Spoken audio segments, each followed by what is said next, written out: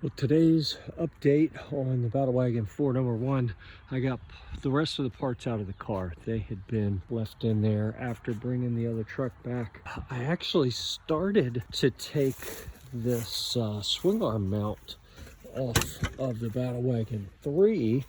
Right here, you see I disconnected that limit strap. I was gonna pull that out, but I can't remember where I put that straight piece. That when that swing arm mount comes off, I gotta have that straight piece to put back up under those 6 bolts up there.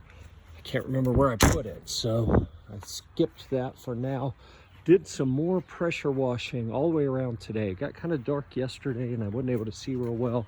So I pressure washed a couple more times and then came in with the shop vac to get everything cleaned out. I pulled the insulation out and it's back here on the pallet with the rear bumper and the tire carrier.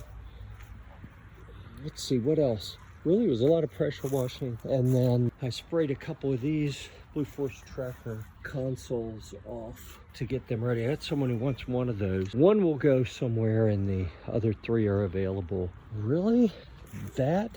And trying to do some organization in the garage of all the parts that I brought back.